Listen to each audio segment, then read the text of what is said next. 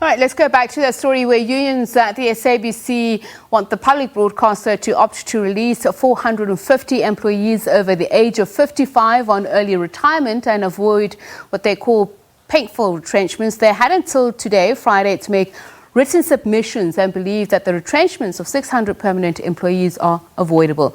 The SABC wants to trim its workforce to about 3,050 employees and cut its salary bill. We're joined now by the SABC COO Ian Plaatjies. A very good evening to you, and thank you so much for joining us, Mr. Plaatjies. So, BMAL has sent a letter to you. Let's just start with that. They believe that they've been provided with a structure that has been changed by yourselves at the HR Summit, saying that it substantially differs from the structure presented to them earlier. What is your response to this? Well, thanks, Itseko. Yes, it's not the first time they've made that statement, and obviously we have asked them previously to show where that is the case, and they haven't to date. So the structure is a proposed structure, and it still is changing as we're talking based on the recommendations that we are receiving from the unions, for example.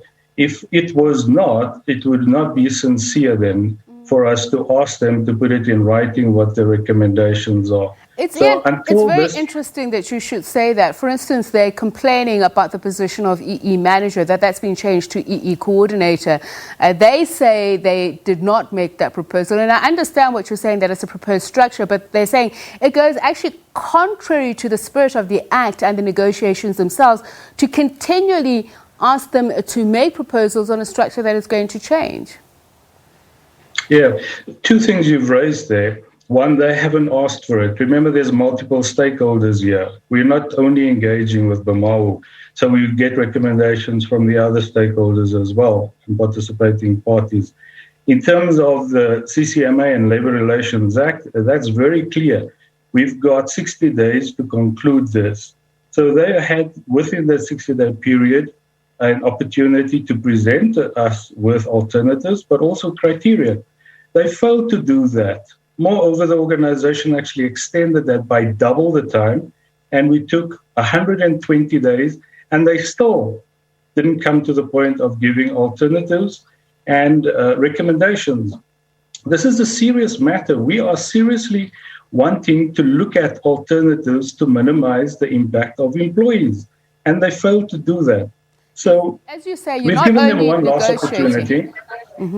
Excuse me? As you say, you're not only negotiating with BMAL, communication workers unions, for instance, they say, just judging by their own figures, the SABC owns figures presented to the unions, it already shows that by next year, the staff reduction it seeks through retrenchments would be achieved naturally through retirement. So, in other words, they have been giving you alternatives, which they say that you're not open to. Do you deny this? No. That wasn't an alternative. So that was part of the negotiations. And it's sad that they, after numerous occasions where we tried to explain to them what a corporate plan is and how a corporate plan is developed, they still choose not to understand that. Now, you can go to and Google it. National Treasury has got specific guidelines in terms of how you develop a corporate plan and certainly how you account for budgets for determining your labor costs. Now, they are saying because that is included in the corporate plan and through natural attrition, we would have achieved that. We should stop the 189 process. It couldn't be further from the truth. If that was the case, we would then be giving them a labor case on a silver platter because we cannot factor a 198 process into a corporate plan if it hasn't yet been negotiated. That's the one point. Number two, the National Treasury guidelines is very clear. When you're determining the cost for employees, it needs to be verifiable information. The only verifiable information we would have at any given point in time is the age of employees and the likelihood that they would retire at a certain age. That's got nothing to do with staff optimization and certainly a need for a 189 process. You said something quite intriguing there. You say that is not an alternative. It was part of the discussions, if I'm quoting you correctly. What is the point of a rebuttal? Is it not true that if you and I are in conversation as parties and you say, this is what I'm proposing, and the other party says, this is what I'm proposing, is that not an alternative? Is that not an alternative proposal? Indeed. And it might be now in terms of, I haven't seen the paper that they sent today yet. I am saying within the process of a 189 negotiations, part of it is clarification. Then you would go into determining or agreeing on the structures. Then you would go into what are the alternatives to minimize the impact. I'm saying they've never ever raised that because we never reached the point within the 189 process around alternatives. Okay. But they did raise it as a clarification in that session. They might have now raised it as within the document as an alternative, and certainly we will consider that. Okay, let me talk about the figures that they say are presented in your own document. That the voluntary packages would cost you 173 million rand. Is there a consensus on that? Yes, actually, we provided them with that information. So then, is there consensus that if people leave voluntarily, that you would be able to save money and you need not spend this money? No.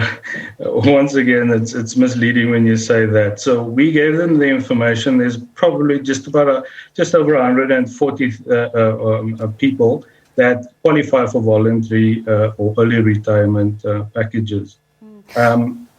You know that is voluntary. We can't force people to retire early. We gave figures in terms of if all 430 were to accept early retirement, it would cost the organization roughly about 179 million rand. Obviously, this could be one of the criteria and would be most probably one of the criteria we consider. But you would appreciate that not for all 430 is sitting in positions that are redundant. So that's not going to solve the problem at all. Okay.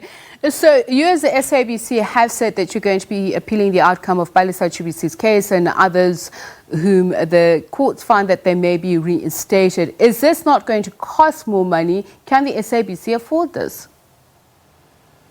Okay. I think the question is, can we afford not to? So if we do believe that there was irregular appointments, and we have a finding from the public protector that we should be engaging in this, we don't disagree with the outcome of the judgment, and so we're appealing it. It's not a matter of affordability of appealing, it's a matter of affordability of not appealing it and the implications that would have for the organization. Based on your last financial statements, how much has the SABC lost in legal litigation over labor issues? If I were to answer your question as you asked it, I'm going to say zero, because you can't say we've lost money.